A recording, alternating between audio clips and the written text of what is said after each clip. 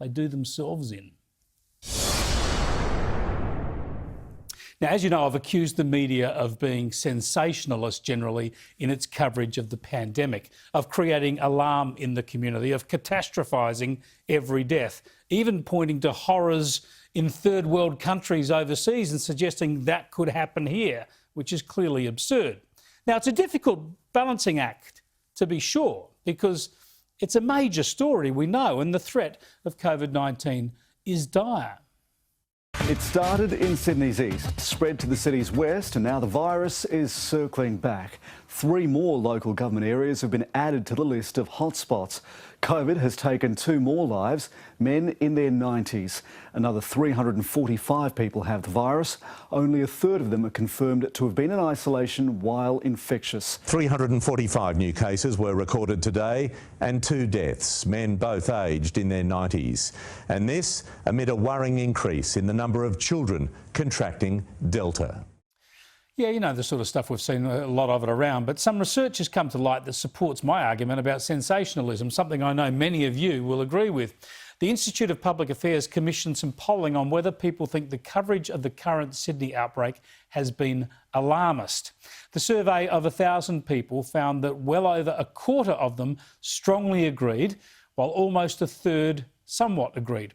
Only 10% of people strongly disagreed and 12% somewhat disagreed. So this means all up, 60% of people agree with the proposition that the media have been alarmist and only 22% disagree.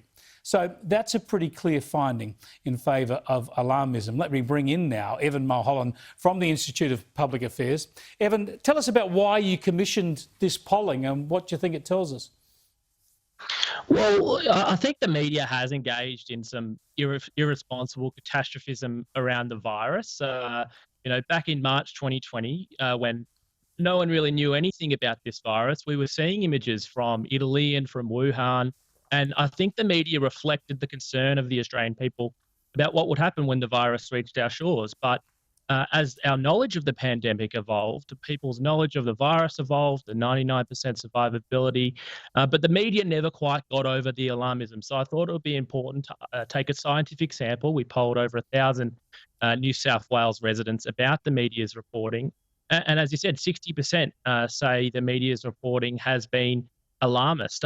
We've seen lots of examples of this. I'll take one example of the Channel 7 network, who posted an article about the AMA president saying that Sydney would be in lockdown indefinitely. But what it also did is attach to that a web image of a photoshopped gloomy Sydney with giant COVID cells raining down on Sydney like some sort of War of the Worlds scenario. Now, I just think that's irresponsible. I support the media's right to free speech. It is able to engage in these things in our media market.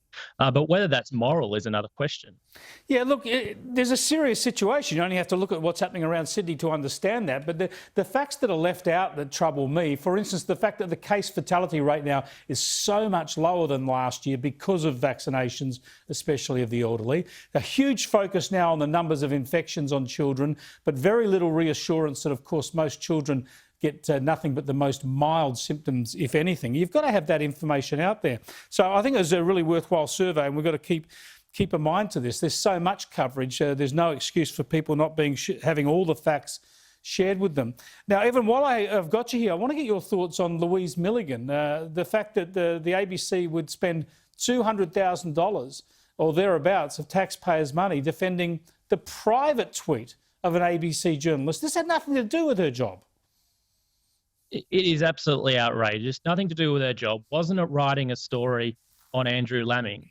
Yet Louise Milligan seems to be a protected species at the ABC. Now, Chris, could you honestly say that a cadet reporter at the South Bank studio, if they had tweeted the same thing, would get the same defence? No, they would be out the door almost straight away, or made to pay around $2,000 like a lot of other people were and put up a public apology. But Louise Milligan, at the ABC, protected species, so entitled that they can use other people's money, our money, in order to make their claim. And this proves that the ABC really is a staff-run collective with no one in charge. They allow this to happen for private tweets. You talk about protected species. I just wonder how she would go in a non-government organisation. Wrong on Pell, massively wrong, and in multi-million-dollar cases.